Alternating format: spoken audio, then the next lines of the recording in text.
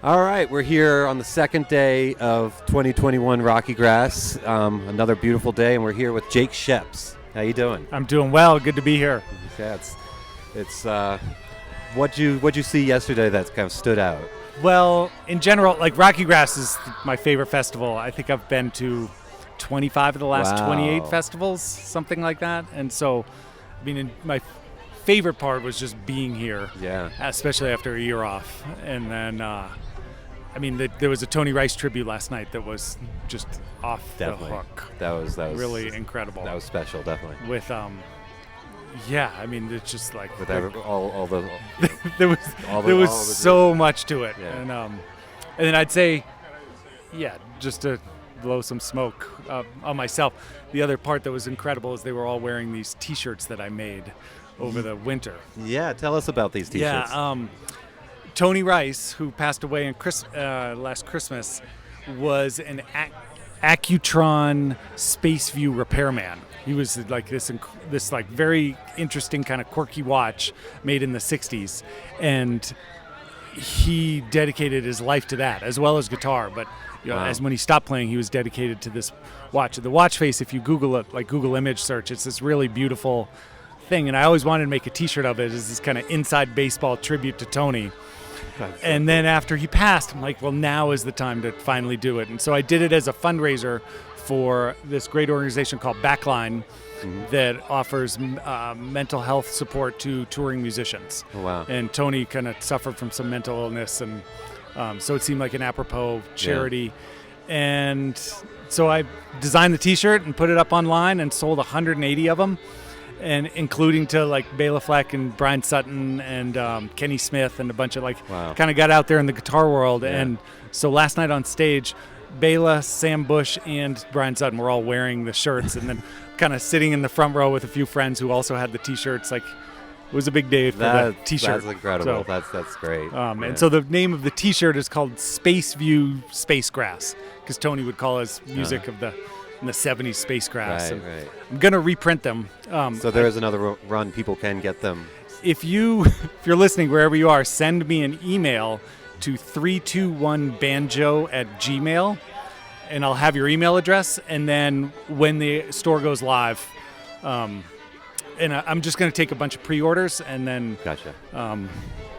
So that's the plan. So y'all heard that. This fall. Check out the T-shirt. 321banjo@gmail.com. Believe it or not, that Gmail account was not taken. And so this would be we're here in summer 2021 in case the interwebs can live a long time. Right, this will be in the probably September, October of 2021 is when I'll be taking orders to kind of print another run of them. Okay.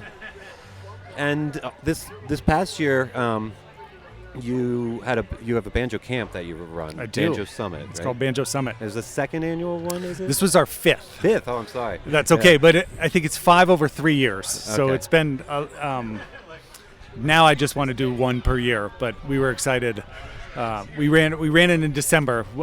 We had a venue in Fort Collins that we had done it live, I think 3 times, and decided to move it online for obvious reasons due to the pandemic. And so in November, or it was in December of last year, and it was a huge success. We had over 100 people from 9 countries. The fact that it was online, a lot of people were able to attend that wouldn't be able to fly to Fort Collins. And then lots of people who are not normally touring, would never be available to come for a 3-day camp to teach. Right. Were available for 90 minutes. And so we had Bela Fleck was one of the faculty. We have some kind of regular faculty being Adam Larrabee and Jamie Stone and Wes Corbett and B.B. Bowness and and they're all phenomenal teachers and great. And then we fill in with some other folks. Right. And so Bela was on it, and Ben Krakauer. No, we've had a whole bunch of faculty. Yeah. And I'm getting sidetracked on name dropping, but the focus of it is I created a banjo camp that I really wanted to go to. I feel like there's a lot of adult learners that have maybe graduated from the more novice intermediate camps. And since I work on more progressive and kind of difficult music, and also would be interested in teaching that, I feel like there's other players out there that are lifelong students and want to learn more advanced material. And so that's kind of the thesis of it, is that people want to learn more advanced material. Okay, so it's focused up for the advanced player. It's intermediate and up. We don't, like, some beginners have signed up for this online one, and they all seem really happy, but there's no fundamentals of, like, here's how to put on your picks, here's the most basic tune of. It's not a fundamental technique camp. Like, it helps to have some musical aptitude. Right. But we've had, very, very, like, full-time professional musicians that have enrolled in the camp and loved it. Like, learned so much about jazz theory and jazz harmony and African music and Swedish music and just the huge spectrums of, like, various single-string techniques, and we really kind of get into the nitty-gritty of stuff. It caught my eye, definitely. This past year, I was like, I really should do that. I think I missed it for some reasons. but when is another one? Yeah, we're running another one in this December, December 5th to 7th, I think, or 4th to 6th. 3rd to 5th. Sorry. Somewhere, like, if you go to banjosummit.org, so I run a nonprofit that has kind of several things that it does called Round Window Institute, the banjo being the round window that you kind of view the musical world through. Oh, wow. And so our kind of flagship camp is this Banjo Summit, and we're going to do another one online. It's all on Zoom. We record everything, and then everything gets posted in what we call an archive. And so this would be, you get all the classes. If you enroll, you have access to. I post it. It's all me basically, but I build this kind of archive within a week, and so you can go and watch the Bela Fleck lecture, and then we transcribe a whole bunch, and so add a bunch of additional content. And if you sign up for this December one, you will also have access to kind of purchase as an add-on these previous archives. We ran a camp in December and then May that were, it's like a bottomless pit of incredible content. Sounds incredible. That I need to go back and watch and learn. Right. Definitely check it out. So banjosummit.org is our URL. All right. So. Yeah, you're busy.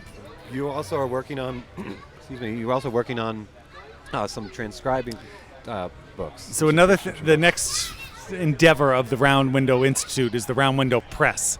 Wow. And we are doing kind of boutique banjo transcriptions book. There was a great company, the Accutab, that, John Lawless maybe stopped a decade ago or so. Yeah. It was this incredible resource, but there's plenty of content out there, but nobody's printing books. And I'd say it's really this great player, Adam Larrabee, and I. Like, we're all into it, but Adam and I are doing the bulk of the work. And Adam loves books, as do I, like really kind of nice quality music books, which gets a little bit lost in this day and age of your computer. Right. And we both fell in love with Wes Corbett's album Cascade. It's a fantastic album. It's a phenomenal album, and they were discussing making a book, and I said, hey, like, we should do this. And as we were working on it, we got in touch with Bela Fleck, who has a new bluegrass record coming out in September of 2021. Right, and he's going to playing here. He's going to debut all the material tomorrow from My Bluegrass Heart, which I just discovered is named after Chicory is my Spanish heart. Oh, wow. And he asked Chick before Chick passed, can I use this name? Chick said, sure, but I had a little preview of the album. It's incredible. Right. It's everything you think it is. The Drive album for me personally, Bela's Drive album was like and with that book, I learned that book all the way through and just listened to it so much. And, so we're hoping to redo that book. I think Bela may have gotten the rights back. I don't if I can't say for sure if that will happen, but we have but Bela has so much material that has not been transcribed. But the first we're going to do is a full is everything off of My Bluegrass Heart. Right.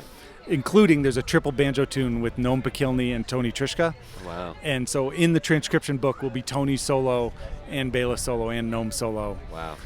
That's a lot of work that you're doing. My friend Adam Larrabee, who I've mentioned already, he's a transcribing monster. He's good He's my musical hero. He's so great at it. And so we've been doing kind of 4 tunes at a time, and I'll pick the easiest one, which none of them are easy, but I'll be like, I think I could do this one, and then Adam will conquer the other 3. And there's 19 tracks. It's a huge thing. Yeah, it's one thing to transcribe for yourself, and if it's not exactly right, but if you're publishing but it, everything we're sending just and same with Wes. It's like everything goes back to the artist that they double check, and then anything that is kind of not intuitive, either right or left hand, like we include fingerings. It's not all right and left hand fingerings because that kind of clutters the page. But like if this is not intuitive, or this is something that I wouldn't do, like that's kind of a Wes-ism, so to speak. And so that's included in all the each one is like triple vetted by us, back to the artist, back to us. Future books that we have planned, Adam Larrabee is a great composer. He's working on this classical project called, which is 24 preludes and all major and minor keys in standard G tuning. Okay. And he was commissioned by a great banjo player named John Bullard. So they're kind of working on this thing together, and Adam is composing, and we're going to reissue his book 1, which is the first 6, and then and come at the same time release book 2, and along with the CD coming out sometime this fall. Okay. So there's a very classical solo banjo pieces, and they're just beautiful. So most of these books, the Wes's, Bela's, and Adam's, it's all coming out this fall, generally? I hope so. Right. That's the plan. We're also launching a mandolin camp and another banjo summit. So it does don't overdo yourself. As I say it out loud, I'm like, oh no, what have I done? But where can people look to find these books? BanjoSummit.org is we will end up with a roundwindowpress.org page, but for now, Banjo Summit is kind of so everybody home base. Keep checking back there. And and there's a email list that you can actually pre-order Wes's book. It's available for pre-order now. Awesome. So. And what have you been working on playing-wise, other than, more? A million other two things kind of concurrently. I lived in Colorado for 31 years and then moved to Vermont about 2 years ago, right before the pandemic. And my circle of friends there that I knew before going there was all through the string band bluegrass world. So I've got a bunch of been playing a bunch of weekly bluegrass, kind of straight up bluegrass gigs, which has been really fun to play as traditional as possible, which I haven't done along my path.